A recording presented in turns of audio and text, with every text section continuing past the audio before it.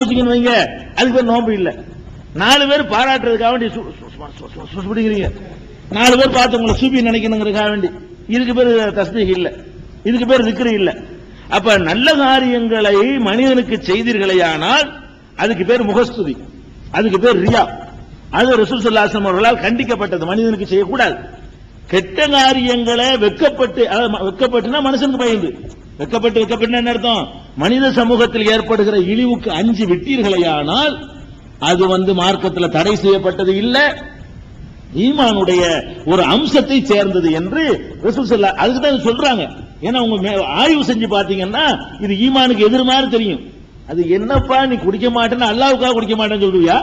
அது அவன் பாக்குறதுக்காக குடிக்க மாட்டேங்கிற, இவன் பாக்குறதுக்காக வேண்டி நான் அதை செய்ய மாட்டேங்கிற, அல்லாஹ்வுக்காக செய்ய மாட்டேன்னு சொல்லணும் தான் நம்ம சொல்லுவோம். அப்படி நினைச்சிடக்கூடாதுங்கிறது தான் சொல்றாங்க. என்னடா இந்த சனியன் தொலையட்டு கெட்ட செயல் அப்படிங்கிறதுக்காக ரசூல் ஸல்லல்லாஹு அலைஹி வஸல்லம் என்ன செய்யறாங்கன்னு கேட்டா, ஹயா என்பது நீ மனுஷனுக்கு செஞ்சாலும் சரிப்பா, அது ஈமானுடைய ஒரு கிளை தான், அது தேவைதான், உனக்கு அவசியம் தான் அப்படிங்கிறாங்க.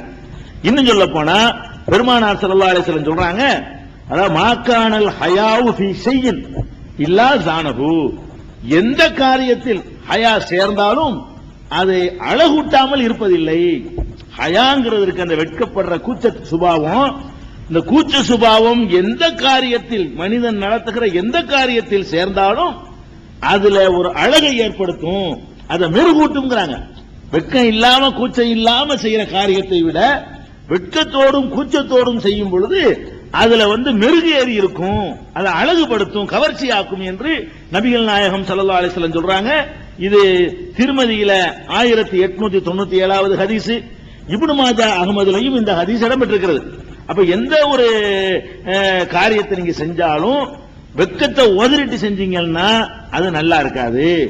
வெட்க உணர்வோட கூச்ச சுபாவத்தோட செய்தீர்களேயானால் அது மெருகேறி இருக்கும் என்று பெருமானார் ஸல்லல்லாஹு அலைஹி வஸல்லம் சொல்கிறார்கள். அதை நம்ம வளர்த்துக்கணும். வெட்கண்டா என்னன்னு ரெண்டா வருவோம். இது ஒரு பாராட்டத்துக்கு ஒரு அம்சம் வெட்கங்கிறது.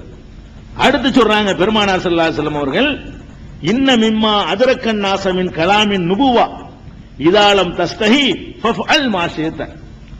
அதாவது நபிமார்கள், ரசூலுல்லாஹ்வுக்கு முந்தி உள்ள நபிமார்கள் இருக்காங்கல்ல, அவங்களுடைய ஹதீஸ்கள் எல்லாம் பாதுகாக்கப்படல.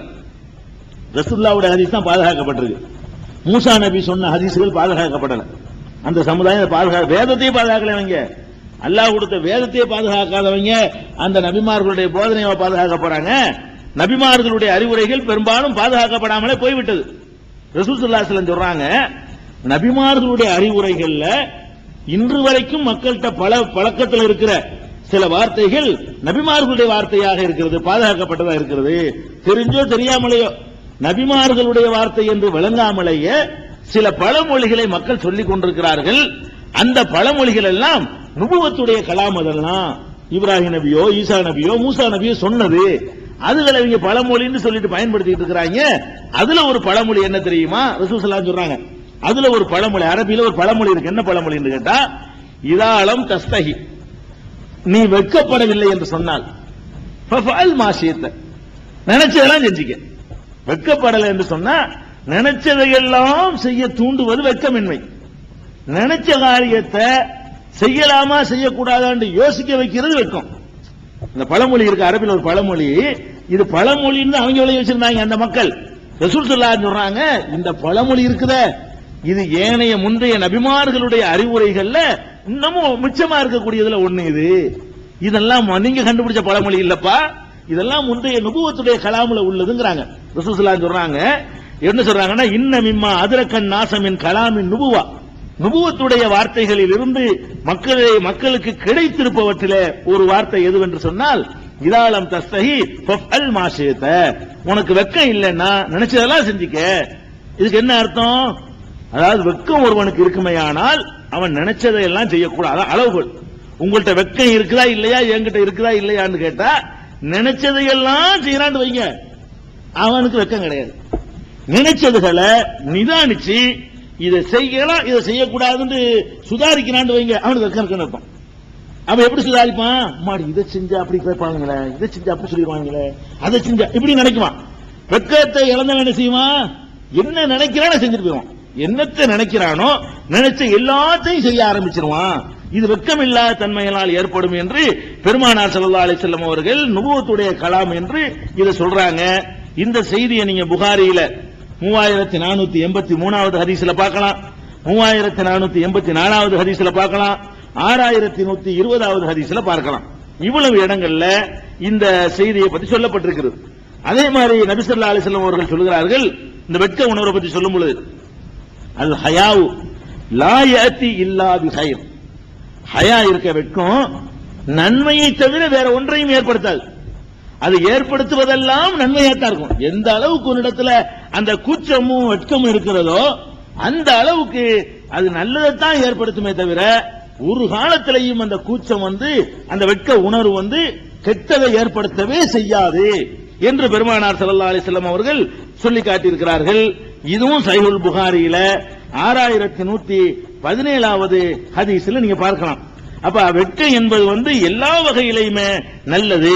இன்னொரு ஹதீஸ்ல சொல்றாங்க, அதாவது அல் ஹயாவு கைரும் குல்லு, வெட்கங்கிறது முழுக்க முழுக்க 100% நல்லது, சிறந்தது. வெட்க உணர்வு இருக்கு பாருங்க, முழுக்க முழுக்க அது நல்லதுதான், கெட்டதே கிடையாது என்று சொல்கிறார்கள். அப்ப ஈமானுடைய கிளை நம்மிடத்தில் இருக்குன்னு சொன்னா, இந்த 6 விஷயங்களும் ஆழமாக பதிந்திருக்கிறது என்று சொன்னால், அடுத்து நம்முடைய பழக்கத்தில் எப்படிப்பட்ட மாற்றம் வரணும்னு கேட்டா, வெட்கப்படணும். வெட்கப்படணும் என்ன, சமுதாயத்தில் இழிவு ஏற்படுவதற்கு அதை தவிர்ப்பதற்காக யோசிக்கணும். வெட்கங்கிறது வெட்கங்கிறது என்னன்னு கேட்டா, இதை அசிங்கமாக கருதுவாங்களோ, இதை கேவலமாக்கிடுவாங்களோ, இதை சொல்லிட்டு 4 பேர் நம்மள மாதிரியா பேசுவாங்களோ அப்படின்னு சொல்லத்தக்க காரியங்களை விட்டு விலகிக் கொள்ளுது. அப்படின்னு சொல்லத்தக்க காரியங்களை விட்டு விலகல. இதுல ஒண்ணுக்குள்ள 1000 அடங்கு பாருங்க. இந்த ஒரு விஷயத்துக்குள்ள ஆயிரக்கணக்கான நன்மைகள் நம்ம கிடைச்சு போயிருது. இந்த ஒரு தன்மையை தான் நீங்க வளர்க்கணும்.